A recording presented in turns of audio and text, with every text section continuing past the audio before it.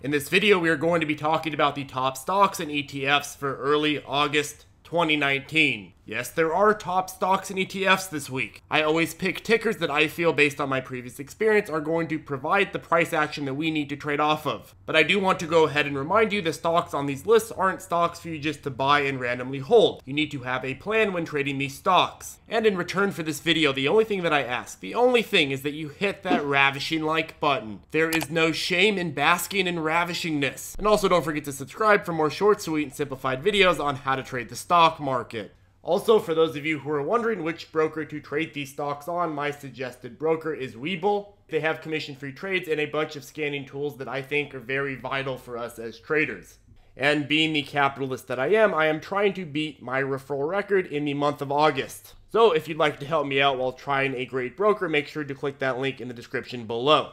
Okay, so before we start, I want to give you a pop quiz. During a market downturn like we saw today, should we A, spin around in our chairs and stay out of the market, or B, treat ourselves like penguins in a tuxedo bar? The answer is, of course, penguins. Any movement in the market is time for us as traders to get our jolly on. We simply need the volatility and the price fluctuations to trade off of. So what is the first reaction of a trader when the stock market gets beat down? Well, we slimy traders like to profit off the misery of the masses. We love nothing more than misery of masses. And JNUG, aka our leveraged gold ETF, runs up massively when the market gets beat down. Doesn't always do this, but it does tend to do this as people rush to safer asset classes. And while traditionally gold has been a poor long-term investment, it makes for quite a fun trade. Now, JNUG also has a pattern of providing really clean run-ups, and the strategy I'd employ is looking for confirmation points that are also in an upward direction overall. For example, buying in upon confirmation here was a point at which we had a confirmation of price strength. But it was also a point where we had a strong upward direction over our long-term red SMA line.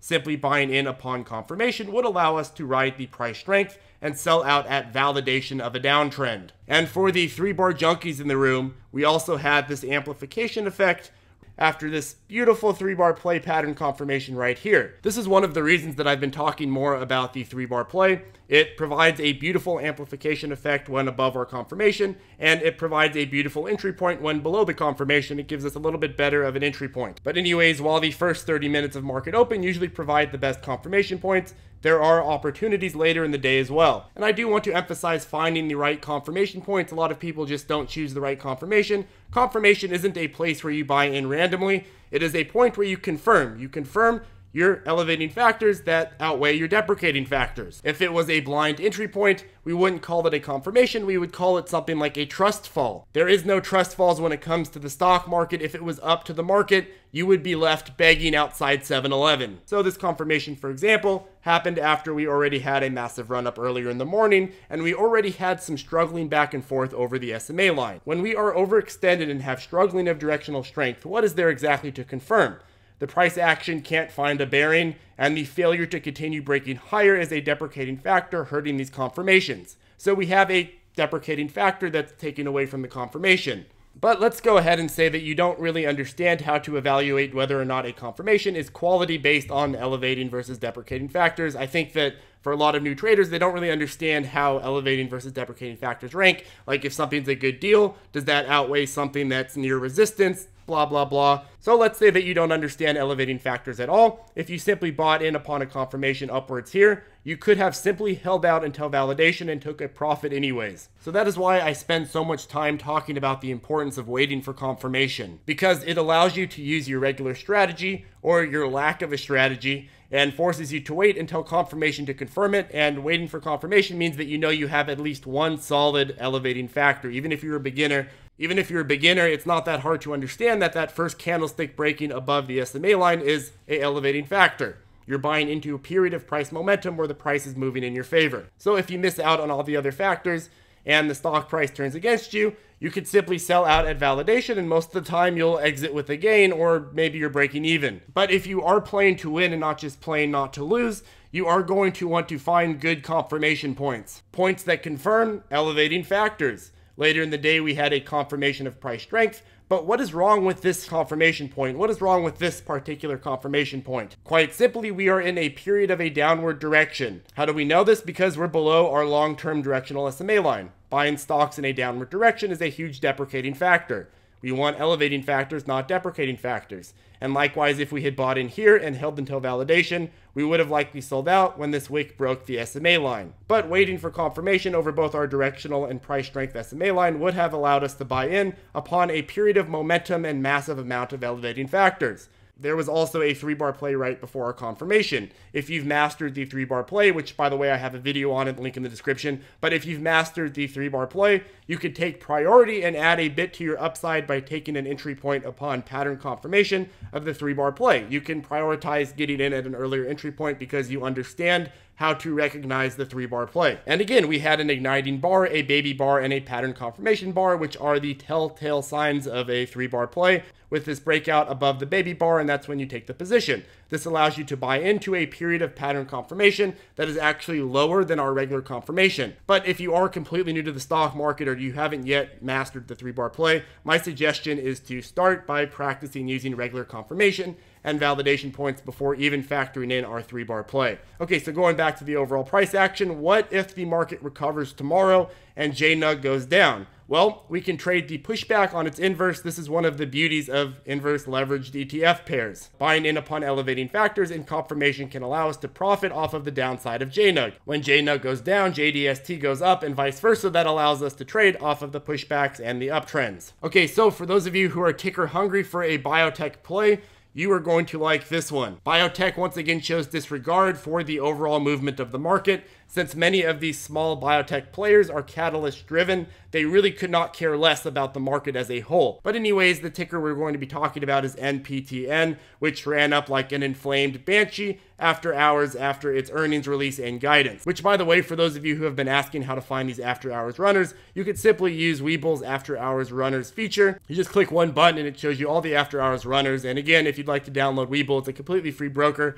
Link in the description below. As a greedy capitalist, I always have to push those referral links. But anyways, what is it that we are looking for on NPTN? Well, it just broke into upward direction territory, but in context long term, after it sold off, we reached sort of a bottom around here before it gradually started increasing in value. I'm going to be looking for signs that this upward direction holds and continues to appreciate because we do have a lot of upside towards fairly recent resistance at 864. The top 6 analysts / honey badgers, yes, we're calling them honey badgers now, that's the new name. They are projecting an average price target of 68% upside towards 725. So I wouldn't say that it's out of the realm of possibility that we do see some crazy pushing up. While the honey badgers may not know what they are talking about, sheep investors trust them and base their investment decisions on popular analyst recommendations, and thus this provides a sort of fundamental elevating factor. But I would not advocate under any circumstances just randomly holding this. As fast as it went up, it can go back down. What I am advocating for, however, is catching volatility intraday. If we can find confirmation points where we are buying in below fair value, or even better at oversold, we could simply buy in and sell out, keeping the difference of the upside. But make sure to have a plan with these stocks. Holding and hoping is bad. And of course, based on my experience, and if you're familiar with this channel, biotech stocks like this one usually provide good volatility, but then in the long run converge downwards, so be very careful with that. And there are a few exceptions, but you should plan for the worst and make sure to have a specific entry and exit point strategy and plan. And of course, I would be amiss not to mention our S&P 500 bearish fund. When the S&P 500 goes down, instead of wallowing in misery, it is time to multiply and short those movements. Now, SPXS provides some clean price action. Instead of inflamed banshee runs like we are accustomed to seeing in a lot of the different sectors that we trade, it usually runs up more slowly like a slightly burning banshee. It's not inflamed, it's just like slightly burning, maybe the edge of the wing is burning. But the key here is that with the run upwards, we get series of pushbacks from the uptrend.